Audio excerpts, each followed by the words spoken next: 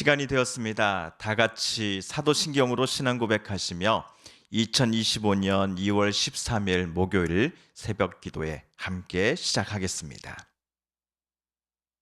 나는 전능하신 아버지 하나님 천지의 창조주를 믿습니다. 나는 그의 유일하신 아들 우리 주 예수 그리스도를 믿습니다.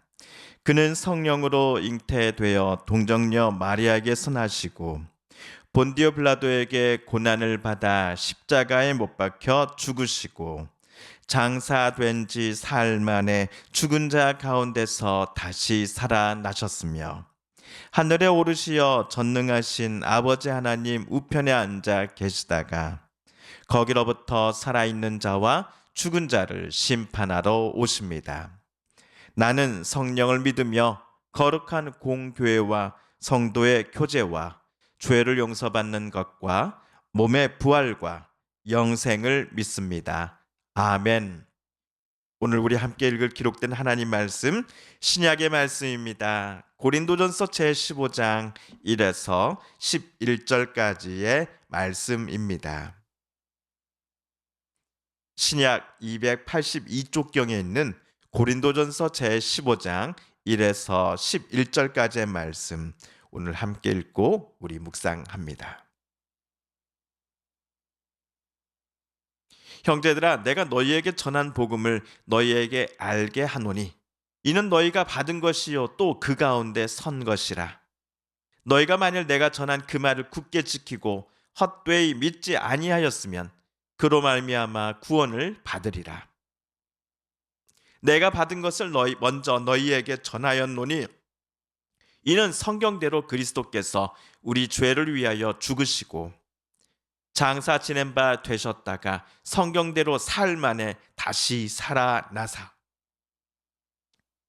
게바에게 보이시고 후에 12 제자에게와 그 후에 500여 형제에게 일시에 보이셨나니 그 중에 지금까지 대다수는 살아있고 어떤 사람은 잠들었으며 그 후에 야고보에게 보이셨으며 그 후에 모든 사도에게와 맨 나중에 만삭되지 못하여 난 자 같은 내게도 보이셨느니라.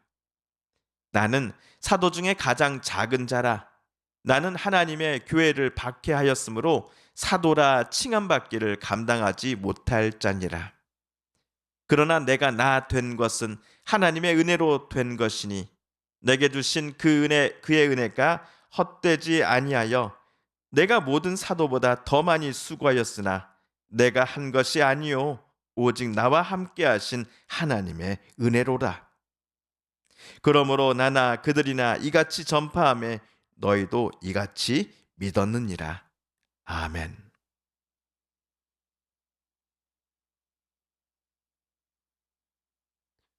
오늘 저와 여러분이 읽은 고린도전서 15장은 교회력에 따른 주일 말씀 읽기표가 제안하는 총 4곳의 성경 본문 중 한 곳입니다. 바울은 편지를 쓰기 전 고린도 교회 내에 일어난 분쟁과 갈등이 매우 극심하다라는 소식을 들었습니다. 편지에서 바울은 고린도 교회의 분쟁을 계속 야기시키는 자들을 꾸짖었습니다. 그리고 교회가 다시금 예수 그리스도의 본을 따라 서로 사랑하는 공동체가 될 것을 간곡히 부탁하였습니다. 이러한 당부가 쓰여진 곳이 사랑장으로 널리 알려져 있는 고린도전서 13장이지요. 소위 나는 바울파니 너는 아볼로파니 저 사람은 베드로파니 하면서 여러 개로 쪼개져서 서로 싸우고 증오했던 고린도 교회가 다시금 그리스도 안에서 하나가 되고 서로를 섬기며 사랑할 것을 부탁하기 위하여 바울은 고린도전서라고 하는 편지를 써서 보냈을 것입니다. 오늘 말씀 우리 15장 1절을 새번역 성경으로 다시 한번 읽어보겠습니다. 시작. 형제 자매 여러분, 내가 여러분에게 전한 복음을 일깨워 드립니다. 여러분은 그 복음을 전해 받았으며 또한 그 안에 서 있습니다. 여러분, 복음은 기쁜 소식입니다. 행복한 소리입니다. 이 복음을 바울은 고린도 교회 성도들에게 일깨워 주고자 고린도에 편지를 썼다라고 쓰여져 있습니다. 저와 여러분이 갖고 있는 보통 성경은 개역 개정판 성경입니다. 우리가 갖고 있는 이 개역 개정판 성경에서 1절은 너희에게 전한 복음을 너희에게 알게 하노니라고 번역되어 있습니다. 저는 개인적으로 너희에게 알게 하노니라는 개역 개정의 표현보다는 새번역 성경에 일깨워 드립니다라는 이 번역이 오늘 본문의 흐름을 우리가 이해하는 데 있어서 더 좋은 번역이다라고 생각을 합니다. 최근 대한성서공회에서 번역하여 출간한 새 한글 성경에서도 1절을 내가 여러분에게 좋은 소식으로 전했던 복음을 여러분에게 환기시켜 드립니다 라고 번역을 하였지요. 자, 복음을 여러분에게 환기시켜 드리고자 또는 일깨워 드리고자 합니다라는 표현에서 우리는 바울이 무엇을 쓰려고 했는지 예상해 볼 수 있습니다. 바울이 15장에서 언급하는 복음을 말하는 것이 오늘이 절대로 처음이 아니다라는 점을 우리는 알 수 있습니다. 고린도는 당시 로마 제국에서 큰 도시들 중 하나였습니다. 고린도 교회 성도들은 바울을 만나기 전까지 그리스 로마 문화와 경제 그리고 종교에 더 친근하고 익숙하였던 사람들이었습니다. 하지만 고린도전서라는 편지를 써서 보내기 전에 바울은 이미 복음을 고린도 교회 성도들에게 맨 처음 만났을 때 선포하였고 복음을 그때 가르쳤습니다. 몇 년 전 고린도 교회 성도들이 바울로부터 이 복음을 맨 처음 전해 들었을 때에 그들은 아멘으로 응답하였을 것입니다. 참으로 놀라운 일이 일어났던 것이지요.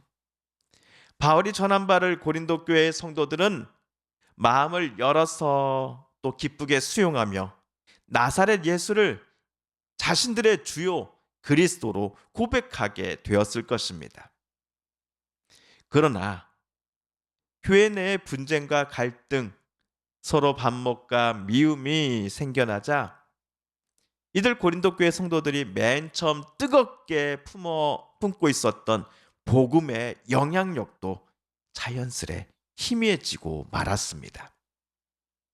이에 바울은 복음의 그 가치를, 복음의 의미를 다시금 고린도 교회 성도들에게 일깨워 주고자 오늘과 같은 편지를 썼던 것입니다.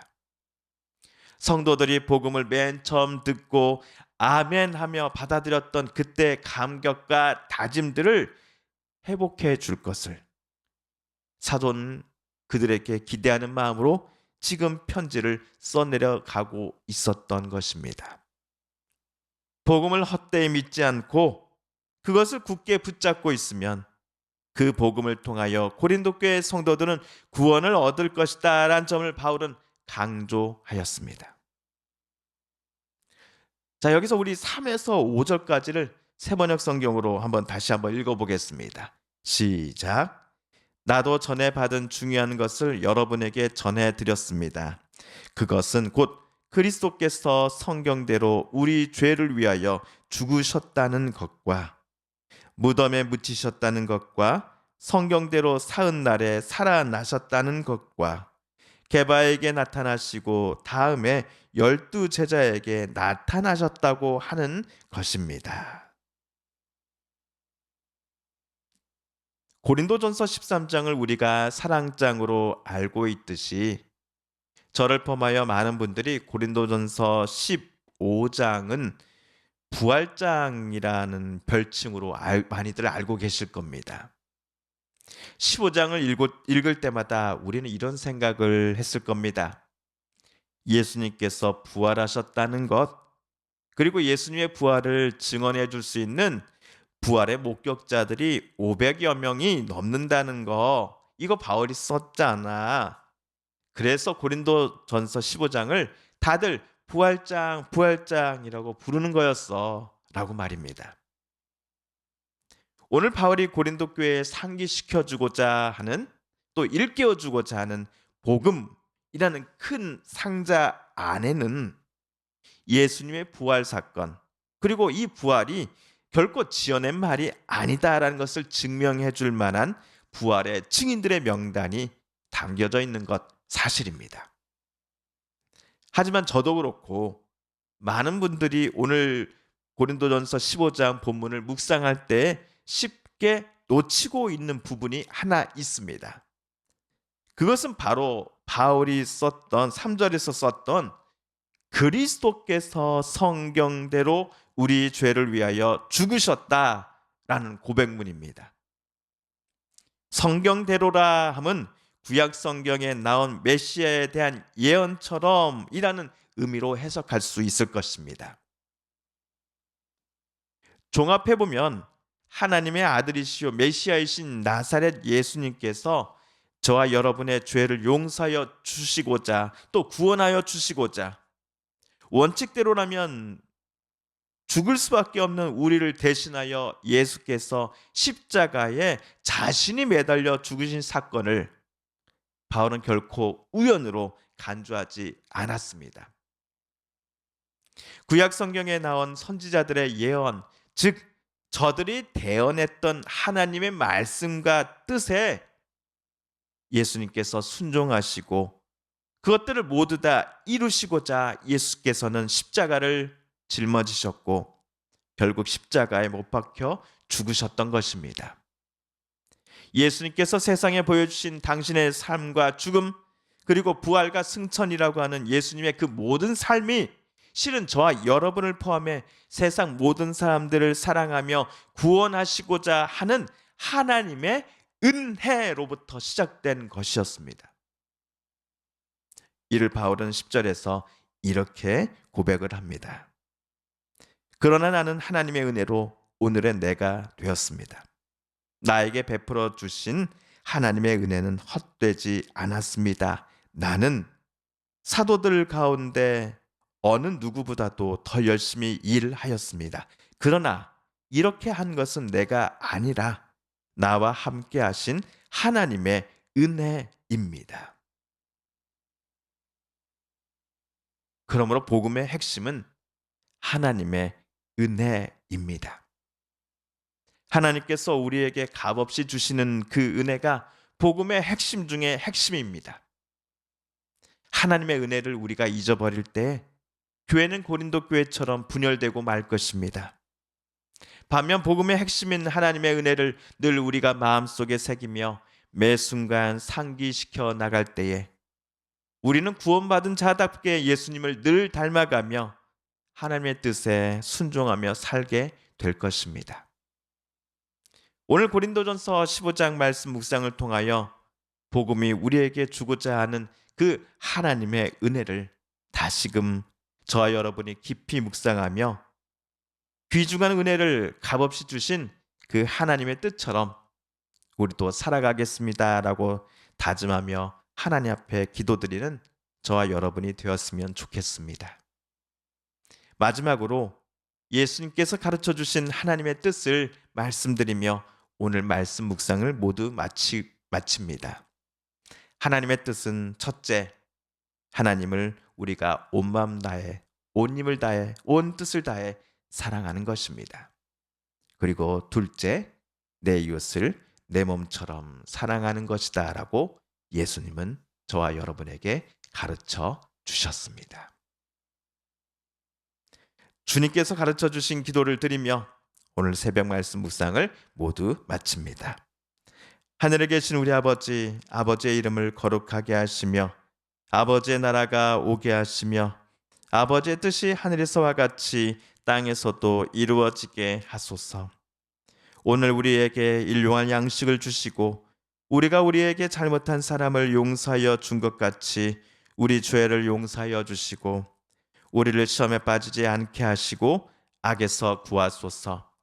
나라와 권능과 영광이 영원히 아버지의 것입니다. 아멘. 사랑하는 성도 여러분, 오늘 하나님께서 말씀 묵상 중에 저와 여러분에게 들려주신 하나님의 음성과 뜻을 다시금 떠올려 보고 싶습니다.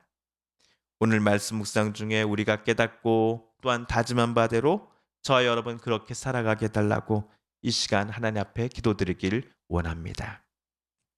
우리 성도님들과 가족분들 중에 하나님의 고쳐주심, 또 치료하여 주심, 회복시켜 주심을 놓고 간절함으로 기도하는 분들이 계십니다.